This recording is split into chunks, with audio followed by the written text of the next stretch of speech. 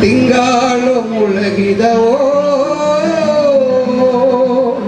ರಂಗೋಲಿ ಬೆಳಗಿದವೋ ತಾಯಿ ಚಾಮುಂಡಿಯ ಪೂಜೆಗೆಂದು ಬಾಳೆ ಬಾಗಿದವೋ ತಾಯಿ ಚಾಮುಂಡಿಯ ಪೂಜೆಗೆಂದು ಬಾಳೆ ಬಾಗಿದವೋ.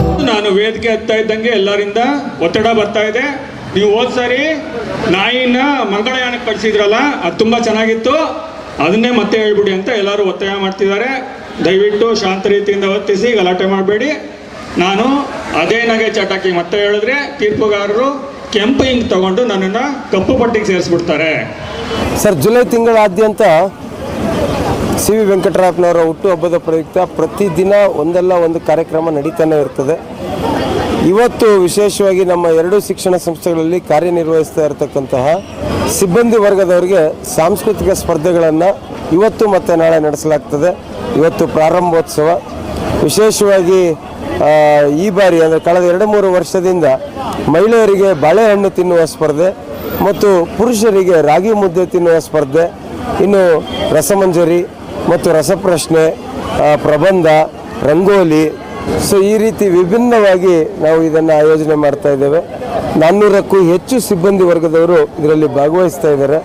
ಈಗಾಗಲೇ ಭಾಗವಹಿಸೋದು ಎಷ್ಟು ಮುಖ್ಯ ಅಂತಂದರೆ, ದಿವಂಗತ ಸಿ ವಿ ವೆಂಕಟರಾಯಪ್ಪನವರು ಏನು ಎಲ್ಲ ಸಿಬ್ಬಂದಿ ವರ್ಗದವರು ಅಧ್ಯಕ್ಷರಿಂದ ಹಿಡಿದು ಡಿ ಗ್ರೂಪ್ ನೌಕರವರೆಗೂ ಎಲ್ಲರೂ ಒಂದೇ ವೇದಿಕೆಯಲ್ಲಿ ಇದ್ದು ಒಂದು ಸಂಭ್ರಮಾಚರಣೆಯನ್ನು ಮಾಡಬೇಕು ಅಂತ ಏನು ಅವರು ಕನಸು ಕಂಡಿದ್ರು, ಅದು ಇವತ್ತು ನಿಜ ಆಗ್ತಾ ಇದೆ.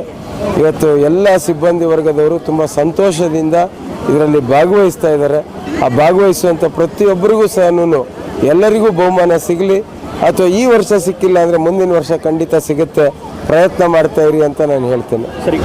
ಸರ್, ಪ್ರತಿ ವರ್ಷದಂತೆಯೇ ಈ ಬಾರಿ ಸಹ ಅನೇಕ ಕಾರ್ಯಕ್ರಮಗಳು, ವಿದ್ಯಾರ್ಥಿಗಳಿಗೆ ಕ್ರೀಡಾಕೂಟ ಮತ್ತು ಸಿಬ್ಬಂದಿ ವರ್ಗದವರಿಗೆ ಕ್ರೀಡಾಕೂಟ, ವಿದ್ಯಾರ್ಥಿಗಳಿಗೆ ಸಾಂಸ್ಕೃತಿಕ ಸ್ಪರ್ಧೆಗಳು ಮತ್ತು ಸಿಬ್ಬಂದಿ ವರ್ಗದವರಿಗೆ ಸಾಂಸ್ಕೃತಿಕ ಸ್ಪರ್ಧೆಗಳು, ಸಿ ವಿ ವಿರವರ ಕುರಿತು ಒಂದು ಪ್ರಬಂಧವನ್ನು ಬರೀತಕ್ಕಂಥದ್ದು ಎಲ್ಲ ವಿದ್ಯಾರ್ಥಿಗಳಿಗೆ ಮತ್ತು ಸಿಬ್ಬಂದಿ ವರ್ಗದವರಿಗೆ.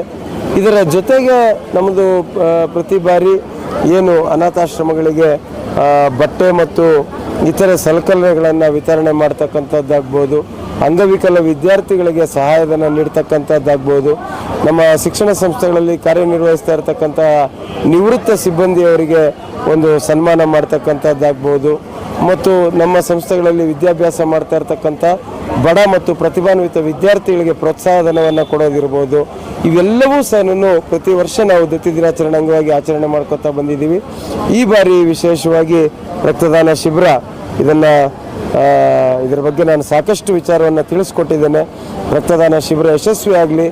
ಮತ್ತೊಮ್ಮೆ ಮಾಧ್ಯಮದ ಮುಖಾಂತರ ನೋಂದಾವಣೆ ಮಾಡಿರ್ತಕ್ಕಂಥ ಪ್ರತಿಯೊಬ್ಬ ವ್ಯಕ್ತಿ ಸಹ ದಯಮಾಡಿ ಬಂದು ಈ ಒಂದು ರಕ್ತದಾನ ಶಿಬಿರದಲ್ಲಿ ಭಾಗವಹಿಸಿ ಅಂತ ನಾನು ನಿಮ್ಮಲ್ಲಿ ಸವಿನಯವಾಗಿ ಮನವಿಯನ್ನು ಮಾಡ್ತೇನೆ.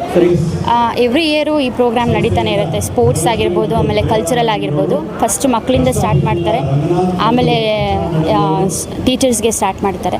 ಸೊ ಟೀಚರ್ಸ್ ಎಲ್ಲರೂ ಇಲ್ಲಿ ಯಾವುದೇ ಭೇದ ಭಾವ ಇಲ್ದಿರ, ಟೀಚಿಂಗ್ ಆಗಿರ್ಬೋದು, ನಾನ್ ಟೀಚಿಂಗ್ ಆಗಿರ್ಬೋದು, ಎಲ್ಲರೂ ಇದರಲ್ಲಿ ಭಾಗವಹಿಸ್ತಾರೆ.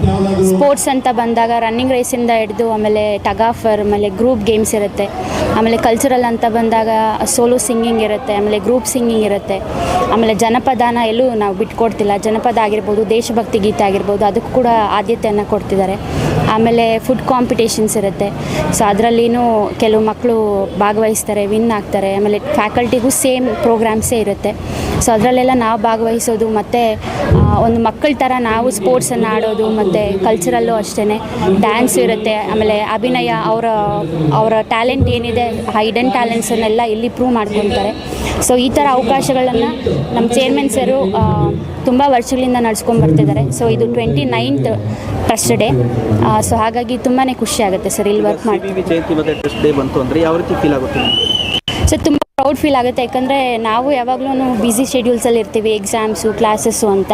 ಬಟ್ ಟ್ರಸ್ಟ್ ಡೇ ಅಂತ ಬಂದಾಗ ಎಲ್ಲ ಟ್ರಸ್ಟ್ ಮೆಂಬರ್ಸು ಇಲ್ಲಿ ಮೀಟ್ ಆಗ್ತೀವಿ. ಸೊ ITI ಆಗಿರ್ಬೋದು, ಪಾಲಿಟೆಕ್ನಿಕ್ ಆಗಿರ್ಬೋದು, ಆಮೇಲೆ BPEd ಆಗಿರ್ಬೋದು, PPHS, KV ಇಂಗ್ಲೀಷ್ ಸ್ಕೂಲು ಮತ್ತು ಫಾರ್ಮಸಿ. ಸೊ ಈ ಥರ ಡಿಫ್ರೆಂಟ್ ಟ್ರಸ್ಟ್ ಅವ್ರ ಇನ್ಸ್ಟಿಟ್ಯೂಟ್ಸ್ ಏನಿದೆ ಆ ಇನ್ಸ್ಟಿಟ್ಯೂಟ್ ಅವರೆಲ್ಲನೂ ಒಂದು ಕಡೆ ಸೇರ್ತೀವಿ, ಗೇಮ್ಸ್ ಆಡ್ತೀವಿ ಎಲ್ಲರೂ. ಮತ್ತು ಅಂದರೆ ವರ್ಷಕ್ಕೊಂದ್ಸತಿನೇ ನಾವೆಲ್ಲರೂ ಈ ಥರ ಮೀಟ್ ಆಗ್ತೀವಿ. ಆ ಒಂದು ತಿಂಗಳು ನಮಗೆ ಹಬ್ಬದ ವಾತಾವರಣನೇ ಅಂತ ಹೇಳ್ಬೋದು ಸರ್. ಜುಲೈ ಫುಲ್ ತುಂಬ ಖುಷಿ ಆಗ್ತಿದೆ ಸರ್. ಇಷ್ಟೆಲ್ಲ ಮಾಡ್ತಾಯಿದ್ದಾರೆ. ನಮಗೆಲ್ಲ ಯಾವಾಗಲೂ ಕ್ಲಾಸು ಕಾಲೇಜು ಮಕ್ಕಳು ಅಂತಲೇ ಇರ್ತೀವಿ.